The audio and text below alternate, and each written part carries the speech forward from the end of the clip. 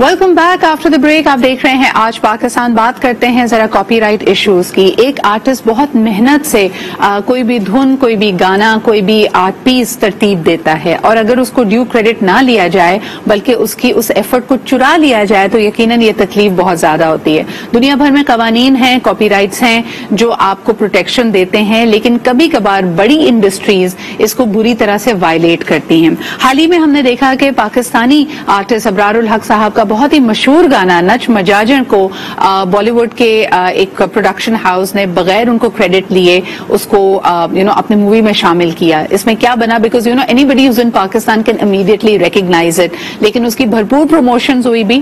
फिर हमने देखा कि एक सोशल मीडिया स्ट्रैटेजी अपनाई गई, बड़े बड़े बॉलीवुड स्टार्स ने इसमें हिस्सा लिया और उसको कहा कि जी क्या जबरदस्त गाना है, लेकिन अबरारुल हक साहब को इसका कोई क्रेडिट नहीं दिया गया। ये किस तरह मुमकिन है कि इतना मशहूर गाना एक तरह से चुरा लिया जाए, उसका चरबा बनाया जाए, लेकिन उसके हवाले से कोई गुफ्तगू ना हो। हमारे साथ इस वक्त मौजूद हैं अबरारुल हक साहब, जो कि काफी अरसे से यानी जैसे ये इशू शुरू हुआ वो एक इंडिया दे रहे थे कि ही इज बिन बिजी, लेकिन इसके ऊपर वो बाकायदा लीगल एक्शन लेंगे। आइए जानते हैं कि इसकी प्रोसीडिंग्स कहां तक पहुंची। बहुत बहुत शुक्रिया अबरार वक्त देने के लिए। मुझे ये बताइए कि जो प्रोडक्शन हाउस है वो ऑफकोर्स ये एक इंडियन मूवी है, लेकिन इसमें एक ब्रिटिश कंपनी के बारे में कहा जा रहा है कि उसने इसके कॉपीराइट्स इनको सेल किए या उनके थ्रू गए।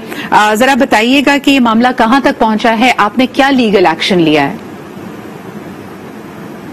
ये गाना चुराया गया है और जिसने चुराया है उसने चोरी का बड़े अच्छे तरीके के साथ उसका बंदोबस्त किया हुआ था कि अपने तौर पे उसको रजिस्टर करा लिया था वहां पे, जो कि वो नहीं करा सकता बिकॉज उसकी मिल्कियत ही नहीं है और उसको मैंने बेचा ही नहीं है। और उसने एक गाना नहीं, उसने बेशुमार गाने मेरे जो है वो यूट्यूब चैनल पे, उस तरह के बहुत सारे और लोग भी हैं, लेकिन उनमें से जिन्होंने इनिशिएटिव लिया उन्होंने वो गाने ट्यून कोड पे जाकर रजिस्टर करा दी, but that does not make them the owner of the rights of the song, क्योंकि वो उसका ओरिजिनल क्रिएटर मैं हूँ। वो लिखा मैंने, कंपोज मैंने किया, अरेंज मैंने किया, गाया मैंने, रिकॉर्ड मैंने कराया, रिलीज मैंने किया।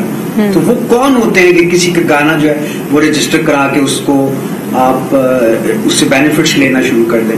तो इंशाल्लाह जितने भी बेनिफिट्स अभी तक उन्होंने यूट्यूब चैनल के जरिए लिए हैं वो भी सारे के सारे उनका रिकॉर्ड मौजूद होता है, वो भी यहाँ पे वापस आएंगे ओरिजिनल क्रिएटर के पास।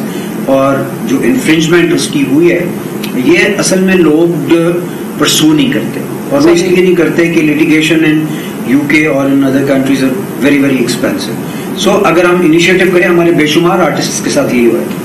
अली जफर का मुझे परसों फोन आया, अबरार भाई मैं भी करना चाहता हूँ इनके खिलाफ, इन्होंने मेरे गाने भी जो है वो रिलीज किए हैं बगैर मेरी परमिशन के। शाजिया मंजूर is already in the dispute with him, और फिर उसके बाद आपका अकरम राही इज डिस्प्यूट विद हिम, फिर जवाद अहमद भी, और जवाद अहमद के साथ तो इसकी हाथापाई भी हुई थी, और ये लड़का जो पाकिस्तान आया था उसने इसको पकड़ के पिटाई भी उसकी की थी। तो ये अनफॉर्चुनेट बात है कि बदतमीजी के साथ ये कंटेंट जो अपना समझ के यूज करते हैं, जो कि नहीं होना चाहिए, और हमारे लोगों को इत्तेहाद और इत्तेफाक के साथ इनके खिलाफ खड़े होना चाहिए ताकि इनकी आइंदा जुर्रत और हिम्मत ना हो कि किसी का जो आर्टिस्टिक वर्क है और जो उसकी पहचान है, जिसके साथ आप एसोसिएट करते हैं कि देखो ना, अब माइकल जैक्सन का एक गाना जो है फॉर एग्जाम्पल बिली जीन्स है या उसका कोई थ्रिलर है, वो मैं लेके अपनी मूवी में डाल के उसको थोड़ा सा चेंज करके उसकी हिस्ट्री में बदल दूं कि वो गाना तो अबरारुल हक ने जी अपनी मूवी में डाला था, तो वो फलां मूवी का गाना है। तो उस दैट मीन्स मैं माइकल जैक्सन की शनाख्त उस गाने से पीछे कर ली है। सो ये एक छोटी बात नहीं है, ये एक प्रॉपर्टी है जो एक यूनिक प्रॉपर्टी है, जिसको किसी ने गलत यूज किया है, उसका financial benefits and for a very long term वो इस्तेमाल कर चुके हैं और अभी मजीद करना चाह रहे हैं, जिसकी जाहिर उनको इजाजत नहीं दी जाए। वेरी अनफॉर्चुनेट, लेकिन ये कितना बड़ा ग्लेरिंग गैप है अबरार। जैसे आपने कहा कि एक नहीं कई पाकिस्तानी आर्टिस्ट के एक तरह से इंटेलेक्चुअल प्रॉपर्टी को, कॉपीराइट्स को वायलेट किया गया है। ये कौन लोग हैं? ये पूरा ग्रोह है जो बड़े मुनज़्ज़म अंदाज से काम कर रहा है, जो कि आपकी इंटेलेक्चुअल, आपकी आर्टिस्टिक प्रॉपर्टी को अपने नाम कर लेता है और फिर उसको आगे फिर उसके मॉनेटरी बेनिफिट्स भी लेता है। लेकिन मुझे बताइए कि ये कोई छोटा ये कोई बहुत पुराना वक्त तो है नहीं। दिस इज अ टाइम जब हम 80s या 70s की बात बात नहीं कर रहे जब दुनिया इतनी कनेक्टेड नहीं है। आज आपके खुद भी रवाबित हैं बॉलीवुड में, people know that this is your song. क्या आप कोई लीगल एक्शन लेके इस गाने को उस मूवी से निकलवा सकते हैं या उस पर कोई स्टे ले सकते हैं कि ये रिलीज ना किया जाए?